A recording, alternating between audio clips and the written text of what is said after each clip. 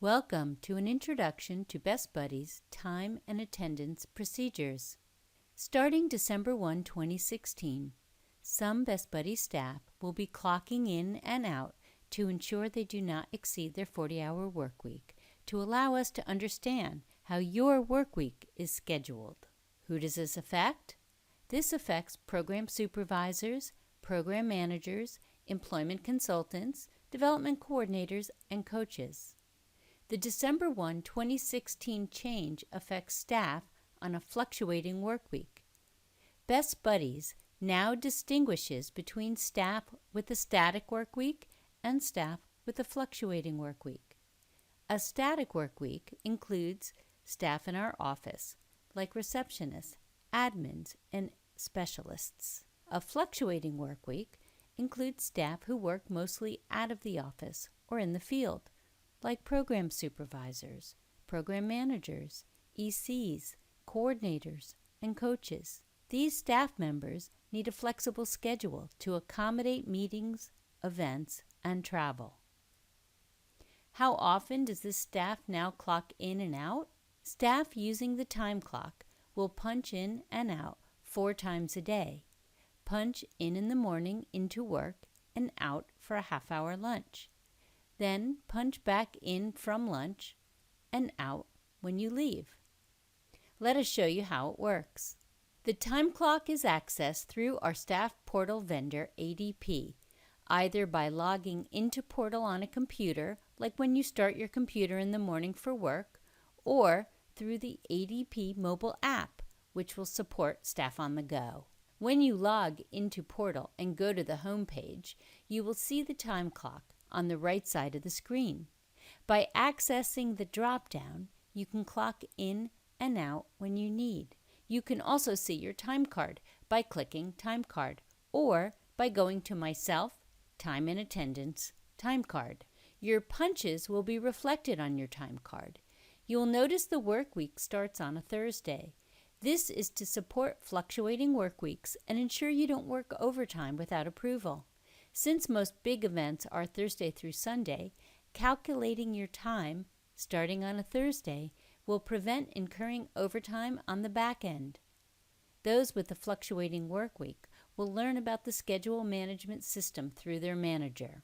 If you make a mistake on a punch or forget to punch in and out, you should send an email to your supervisor, who can make that correction. Note there is a help feature on the top of your time card, which you can access by clicking the question mark and searching. There are also short videos or learning bites available whenever you see a play button. When you do punch in, your time card will stay active with a space for a end of the day punch. This will allow a quick glance to find incomplete time cards. When you punch out for lunch and then in after your half-hour lunch break, the system will create a second line to reflect this. This is a sample time card from a fluctuating work week. In this sample, there is a big event on Friday night. So, the day before, Thursday, and the day of, Friday, this employee worked more than 8 hours a day. This overtime is mitigated by shorter hours the following week to ensure the staff member does not go into overtime. Best Buddies has had an informal comp time agreement to ensure the same in the past. This employee has also punched in and out when they arrived, when they went to lunch, when they returned, and when they left. Our goal is to not incur overtime over 40 hours a week. Any overtime incurred would had to have been approved in advance by the manager. Managing schedules will be on a different video. Punching in and out is really easy on the ADP Mobile Solutions app for iPhone and Android. Once you have the portal login, just download the app and log in with your portal username. The time clock is the first screen you see when you log into the app.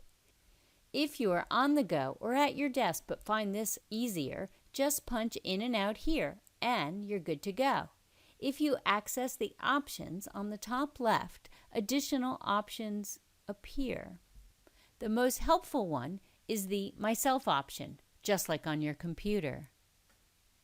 Just a reminder, overtime must be approved the week before it happens. Your manager will work with you on this. Now, for those in the field on a fluctuating work week, let's review a few travel policies we will use. Please note these examples do not account for your lunch break. They only explain the general travel policy. You will still have to clock out and then back in for your half-hour lunch. An employee travels from home to a Best Buddies office for the workday. Sam works in the HQ office from 9 to 5. She will punch in when arriving in the morning at 9 and punch out at 5 when she is done with her workday. The employee will punch in once she reports to the office for the scheduled shift and at the end of the scheduled shift. Travel time does not count as hours worked and therefore need not be recorded. An employee travels from home to a school located in the same city as the Best Buddies office. Maria is a program manager, and she is scheduled to visit LaSalle High School at 9 a.m. Since the high school is in the same city where her Best Buddies office is located, she will punch in when she arrives at the school.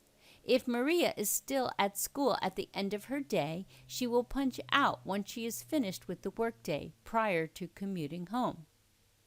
Or, an employment consultant is supposed to meet the participant at a work site.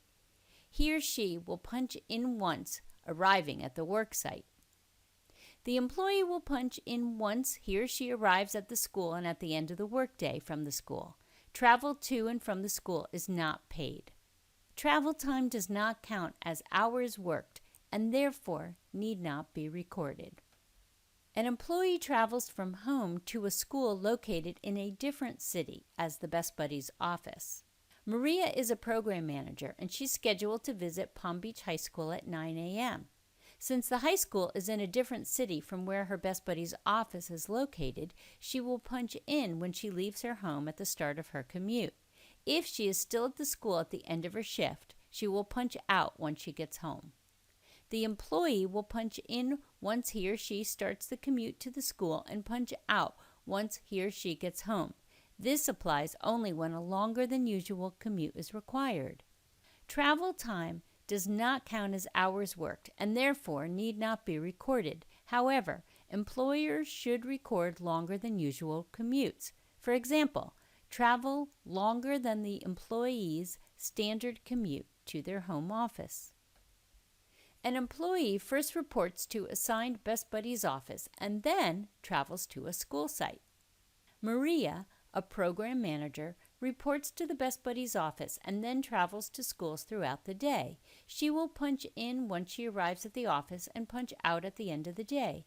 She will count all hours as hours worked, except when she's required to punch in and out for lunch. An employment consultant reports to the Best Buddies office to work on reports, then leaves the office to meet a participant at a work site.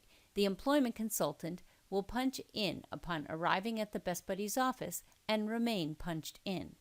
The employee will punch in once he or she reports to the Best Buddies office, according to the scheduled shift, and will remain on the clock throughout the travel.